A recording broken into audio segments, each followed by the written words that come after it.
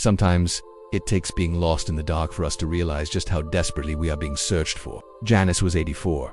Her room overlooked a parking lot filled with more seagulls than people. Her husband had died 5 years ago. Her daughter visited once a month.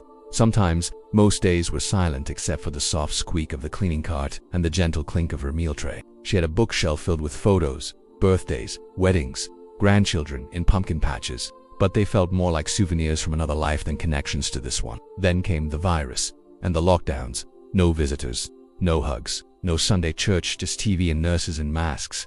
She began to fade, not physically, but emotionally, like the dimming of a lamp no one noticed. Until one afternoon a nurse came in and found Janice with her head bowed in prayer.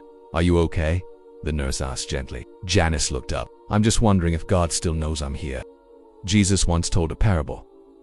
Or suppose a woman has 10 silver coins and loses one. Doesn't she light a lamp, sweep the house, and search carefully until she finds it? And when she does, she calls her friends and neighbors together and says, "Rejoice with me. I have found my lost coin." It's a small parable tucked in the middle of bigger ones. A sheep that wanders, a son who runs. But this coin, it doesn't wander, it doesn't rebel, it just gets lost. It rolls under a dusty table leg. It falls between the cracks in the stone floor. It disappears in the everyday shuffle. And Jesus says, that coin still matters. In a world of billions, it's easy to feel like just another number, another profile, another forgotten soul. You post, but no one responds. You text and get left on read. You walk into a room, and no one looks up. But Jesus says something revolutionary with this story. Even if you feel lost, I see you. And not just see you, he searches for you. You're not misplaced, you're not discarded, you're not less valuable because you're hidden. A coin doesn't lose its value because it's stuck between the couch cushions. And neither do you. In 2024, a nonprofit in the Midwest started getting thousands more calls to its youth crisis line. A 12-year-old named Marcus had called in one night. He wasn't in danger. He wasn't running away, he was just tired. "Do you think God gets bored of listening to people like me?" he asked.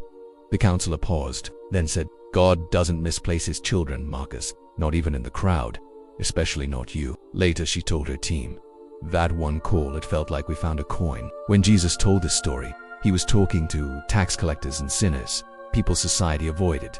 They weren't welcome in synagogues or religious circles. They were treated like pocket change that wasn't worth bending down for. But Jesus says, "You matter enough for me to turn the whole house upside down to find you." Notice what the woman does. She lights a lamp. Clarity. She grabs a broom. Action. She searches. Effort.